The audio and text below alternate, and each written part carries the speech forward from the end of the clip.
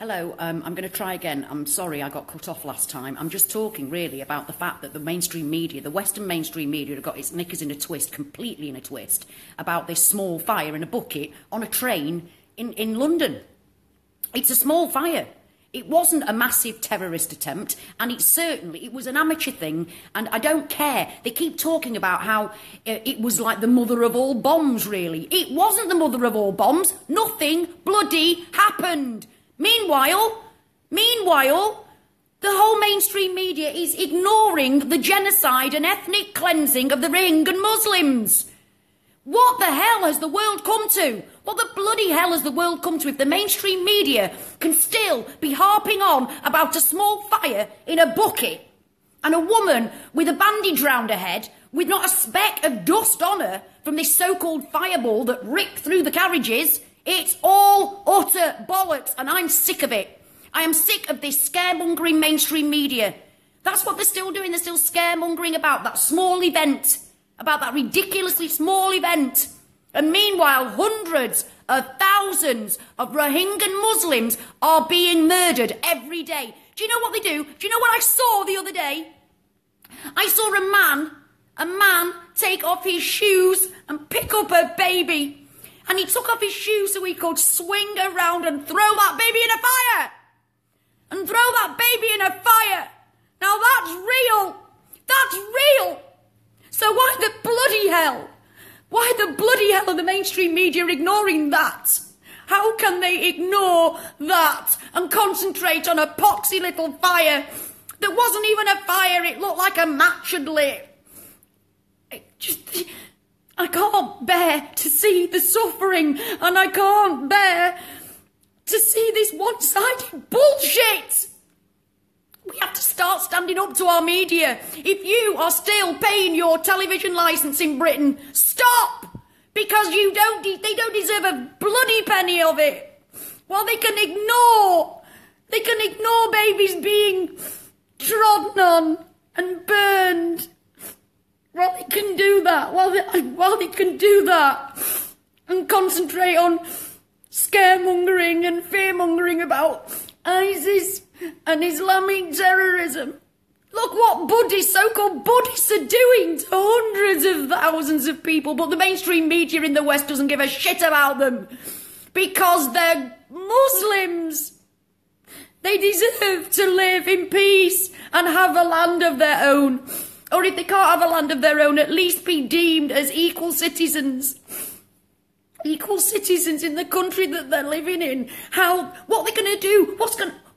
It seems to me like the UN and the West are just going to let them all die. Just going to let them all die. And there'll be no Rohingya left. And then they'll go, oh, we should have done something. Yes, you should. United Nations.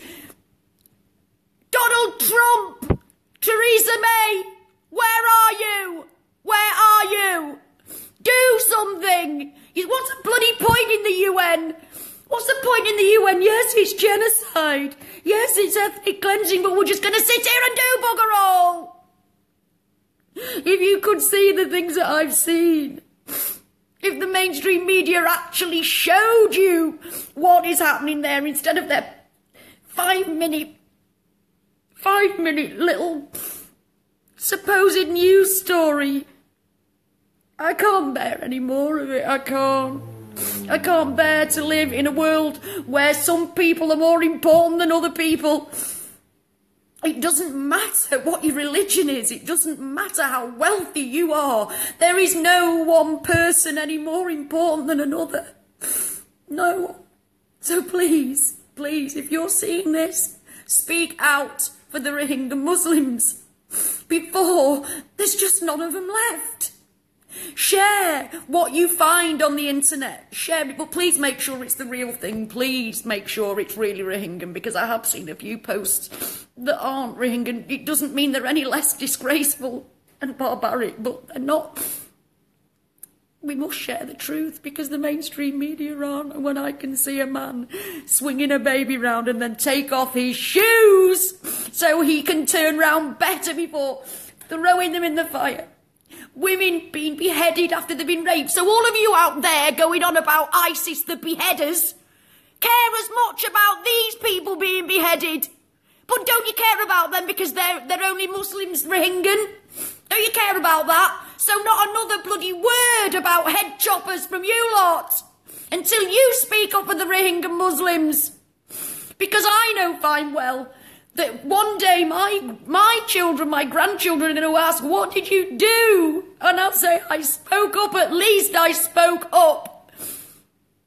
And I hope, I pray that when that day comes, the Rohingyans will be safe. But they're not. I've seen the most barbaric things I've ever seen. And believe me, I've seen some bloody awful shit. I've seen some terrible, terrible things. But there is nothing, I've seen nothing like the abomination that is happening to the Rohingya Muslims. They need our help. We are their only voice because the world, governments, everybody are taking no notice of them. Apparently this, whatever her name is, Aung San, whatever her bloody name is, wouldn't let the United Nations in to the country. What bollocks is that? Go in anyway. If there was oil there, they'd be in it like bloody Flynn, wouldn't they? So what's the difference? Come on, tell me. Tell me, world. Tell me, United Nations. What is the difference? Why aren't you going in stopping a genocide? Why? Tell me why. When you go into every other bloody country that doesn't agree with what you want, you go in there marching in all over the place. And our media is an absolute bloody disgrace. A disgrace. They can ignore the fact that women are being raped and beheaded. Children, I've seen children having their heads a man stood on the head of a toddler. For the love of God, help